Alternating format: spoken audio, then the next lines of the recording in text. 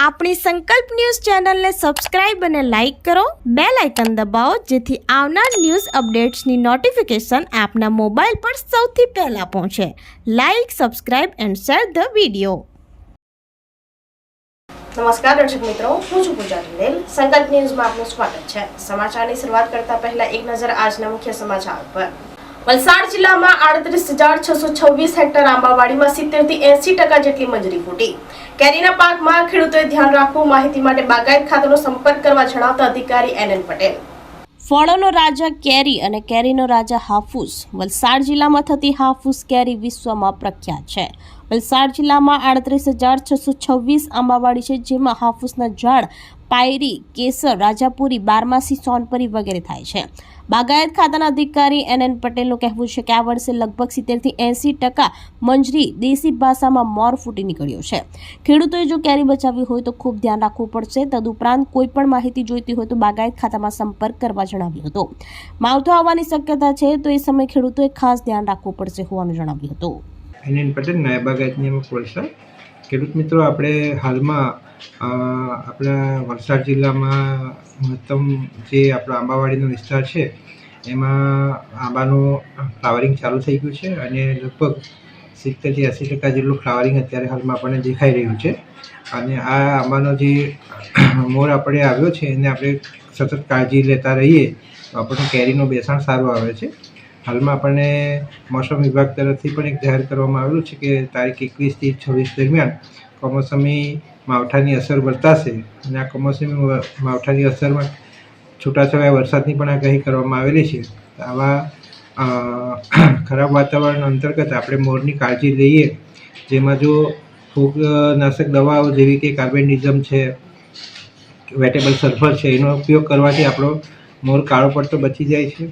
વધુમાં આ વાતાવરણની અસરને કારણે જો આપણને એફિડ મોનોસિસનું જો આપણને અસર જણાય તો એના માટે પણ આપણી કૃષિ યુનિવર્સિટી દ્વારા ભલામણ કરેલી જંતુનાશક દવાનો છંટકાવ કરી એનો આપણે ઉપાય કરી શકીએ. બીજું કે આવા વાતાવરણના સમયે આપણે બપોરના સમયે જ્યારે ગરમી હોય છે ત્યારે દવાનો છંટકાવ ટાળવો જોઈએ. અને આપણે જે અત્યારે હાલમાં આંબાવાડીની સારી કાળજી કરીએ તો આપણને આ જે પાછળથી જે આપણું જે કેરીનું બેસણ છે એ સારી રીતે આવી શકે અને આપણો પાક સારો આપણે લઈ શકીએ. મારું નામ સુનિલભાઈ રામભાઈ પટેલ, જુજવા. હું ખેડૂત છું. આ વર્ષે કેરીના પાકની ચર્ચા કરીએ તો અત્યાર સુધીના હવામાન પ્રમાણે અત્યારે લગભગ 60 થી 70% જેટલું મોર આવવાની શરૂઆત થઈ ગઈ છે. અને જે હવામાન અત્યારે દેખાઈ રહ્યું છે એમાં હજુ પણ પૂરેપૂરું ફ્લાવરિંગની શક્યતા છે. અને જો આ જ હવામાન ચાલુ રહે તો પાક સારો આવવાની શક્યતા દેખાઈ રહી છે. પરંતુ ખેડૂત મિત્રોએ ખાલી એટલી જ કાળજી રાખવાની કે અત્યારે નિયમિત છંટકાવ અને હવામાનના હિસાબે જો વ્યવસ્થિત છંટકાવ કરવામાં અને હવામાન સારું રહે તો આ વર્ષે સારો પાક મળવાની શક્યતા દેખાઈ રહી છે. મહારાષ્ટ્ર બોર્ડર ચારોટી ગામે મહારેલીને લઈ મુંબઈ અમદાવાદ નેશનલ હાઈવે પર ટ્રાફિક જામના દ્રશ્યો. ભીલાડ નંદીગ્રામ પાસેથી ભારે વાહનને મહારાષ્ટ્ર તરફ જતા રોકતા વાહન ચાલકોને ભારે હાલાકી.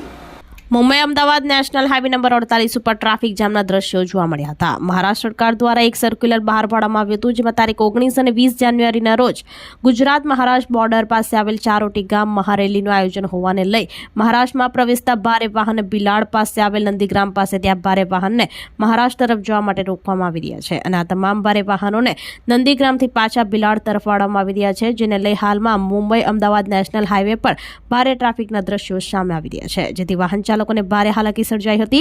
સવારથી ભારતીય કમ્યુનિસ્ટ પાર્ટી, માર્ક્સવાદી અને કિસાન સભા દ્વારા એક લાંબી કૂચનું આયોજન કરવામાં આવ્યું છે. પાણી, જંગલ અને જમીનના સળગતા મુદ્દાઓ માટે આ કૂચનું આયોજન કરવામાં આવ્યું છે. ચારોટીથી શરૂ થયેલી આ કૂચ લગભગ 70 કિલોમીટર ચાલીને જિલ્લા કલેક્ટર કચેરી પહોંચશે. આ કૂચમાં લગભગ 50,000 કાર્યકરો ભાગ લેશે. કાયદો અને વ્યવસ્થા માટે ભારે પોલીસ બંદોબસ્ત ગોઠવવામાં આવ્યો છે.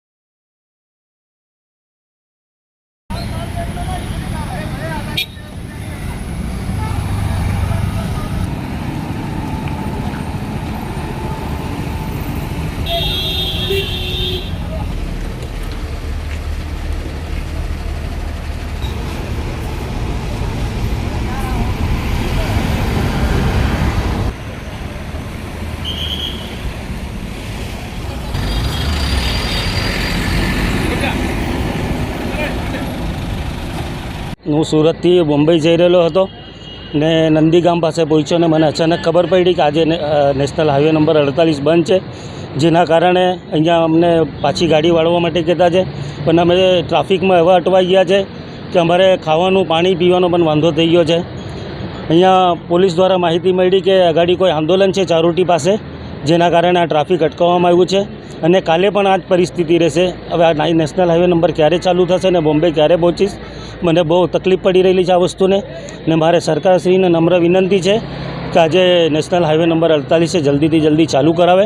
એના કારણે કેટલા ટ્રાન્સપોર્ટ લોકોને નુકસાન થઈ જશે, એના કારણે સરકારને પણ નુકસાન જશે. જલ્દીથી જલ્દી આનું નિરાકરણ લાવે, મારી नम्र विनंती है. तकलीफ यही है सर कि जो है अब बिना बताए जो है शाम को हम लोग को मैसेज एक बार आया था, लेकिन अभी जो है ये पता ही नहीं था कि मतलब इतना बजे बंद होगा, और रात का 2 बजे का वो हुआ था कि 2 बजे तक खुलेगा.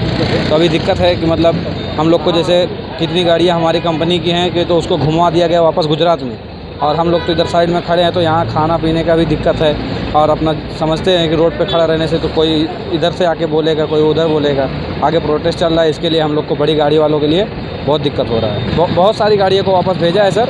जो है बाकी ये सरकार का जो ये है कि मतलब प्रोटेस्ट सामने चल रहा है तो उसकी मांग भी पूरा करे, या तो फिर ये चीज़ का जो है कि हमको बताए, पहले से इत्तला करे, तब जाके आगे ये कार्रवाई करे. क्योंकि नेशनल हाईवे कभी बंद नहीं होता है सर, और आज अभी ये बंद हुआ तो इसके वजह से बहुत ड्राइवरों को तकलीफ है और आम आदमी को भी तकलीफ है. ऐसा नहीं ड्राइवर को ही तकलीफ है, 4 व्हीलर को ही जाने देगा बस, और बाकी कोई गाड़ी को नहीं जाने देगा. कल भी यही रहने वाला है सर, कल भी रहेगा. कल सुबह 7 बजे से फिर वही रात को 11-12 बजे तक रहने वाला है. વલસાડ રેલવે બ્રિજના પિલર માટે ખોડેલ ખાડામાં સિમેન્ટ મિક્સર ટ્રક પલટી માર્યો. અકસ્માતમાં ચાલકનો ચમત્કારિક બચાવ. વલસાડ રેલવે ઓવરબ્રિજ ઉપર સિમેન્ટ મિક્સર ટ્રક પલટી મારી જતા અકસ્માત સર્જાયો હતો. રેલવે ઓવરબ્રિજના નવીનીકરણની કામગીરી દરમિયાન ઘટના બની હતી. રેલવે બ્રિજના પિલર માટે ખોદવામાં આવેલ ખાડામાં સિમેન્ટ મિક્સર ટ્રક આખો પલટી મારી ગયો હતો. ઘટનાની જાણ આસપાસના લોકોને થતાં સ્થળ ઉપર દોડી આવ્યા હતા.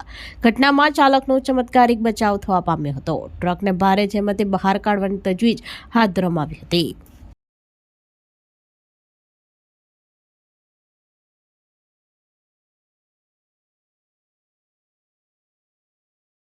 વલસાડના ચણવાઈ ખાતે centre of excellence for floriculture and mango ખાતે ખેત મજૂરોને નિઃશુલ્ક તાલીમ.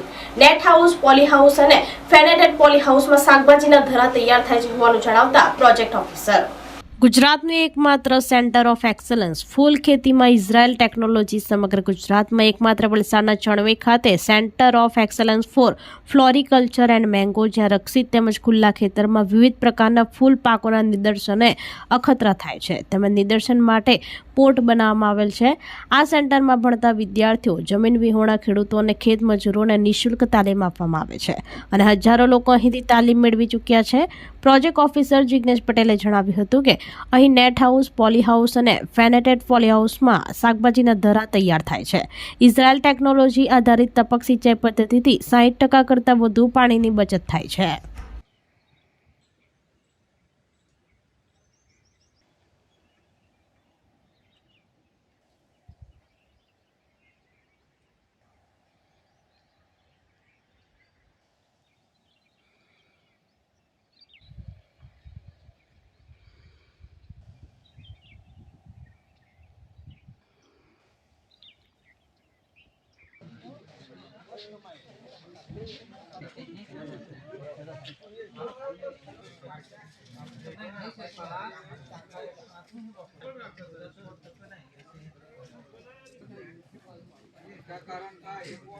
તાલીમ કરાવવામાં આવે છે. એમાં પર પ્રતિદિન તરીકે બહેનોને 250 નથી આવવાના, બરાબર? તમારા ગામમાં જ આવશે, એની વ્યવસ્થા કરી રાખવાની રહેશે. અને તમને આવી ઉદ્યોગ એવું કંઈ ચાલુ કરવા માંગો તે પણ તમને ઘણું ફાયદાકારક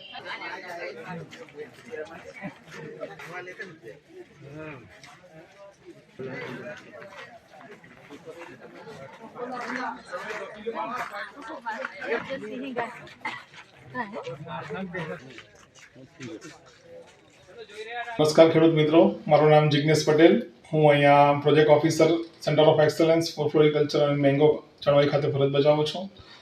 આપણું આ જે સેન્ટર છે ગુજરાત સરકારનું ફૂલપાક અને આંબા પાક પર વિવિધ અખતરાઓ અહીંયા કરવામાં આવે છે અને નિદર્શન પ્લોટ બનાવવામાં આવેલ છે, જેમાં નેટ હાઉસ, પોલીટનલ અને ફેન એન્ડ પેટ જેવા આપણા જે યુનિટ છે એની અંદર શાકભાજીનું ધરું બનાવવામાં આવે છે, ફૂલપાકનું ધરું બનાવવામાં આવે છે, વિવિધ ઇન્ડોર પ્લાન્ટ્સ બનાવવામાં આવે છે.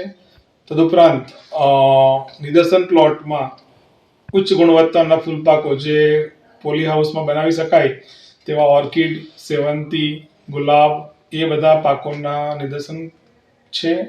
અને ખુલ્લી ખેતીમાં આપણા જે થઈ શકે એવા ગુલાબ, ગ્લેડિયોલસ, ટ્યુબરોઝ, પછી છે આપણા મોગરા, લીલી અને આંબા પાકની વેરાયટીઓમાં અહીં આપણા જે વિસ્તારમાં છે એવી હાપુસ, આપણી કેસર, સોનપરી તથા એક્ઝોટિક વેરાયટીઓનું નિદર્શન કરવામાં આવેલ છે. બીજું સેન્ટરના પ્રવૃત્તિની વાત કરીએ તો આ સેન્ટર ખાતે કૌશલ્યવર્ધન તાલીમ આપવામાં આવે છે, જે વિદ્યાર્થીઓને તાલીમ આપવામાં આવે છે. તે 10 દિવસથી લઈને 30 દિવસ સુધીના કોર્સ ચલાવવામાં આવે છે. મારું નામ પ્રભુભાઈ લક્ષભાઈ ભોયા, અમારું કપરાડા ગામ ખડકવાડ, તાલુકા કપરાડા, જિલ્લા વલસાડ. અમે ચણવઈ ગામે ફળ નર્સરી ચણવઈ ગામ તાલીમ ખાતે આવેલા છે. અમારે જાણકારી ખેતી વિશે આપી અને ફળ પાકો માટે, ફૂલ છોડ માટે બાગાયત અધિકારીએ ફળમાંથી કેવી રીતે પ્રોસેસ કરવાની, કેવી રીતે ફ્લાવર આવે એ સમજૂતી આપી. અને ફૂલના પાકો કેવી રીતે નર્સરી બનાવવાની કે ધીરું વધારવાની એની માહિતી આપી. અને કઈ યોજનાની કયા ઘટકો એની માહિતી આપી. અને લાભો મેળવવાના, કઈ યોજનામાંથી કયા હેક્ટરે જવાના કે ગુંઠામાં આપવાના તે પ્રમાણે માહિતી આપી. અને બધું એ અલગ અલગ ઘટકોમાંથી આ જાણકારી આપી ખેડૂતોને, એ અમને માહિતી આપી. એને બદલ ખૂબ ખૂબ આભાર.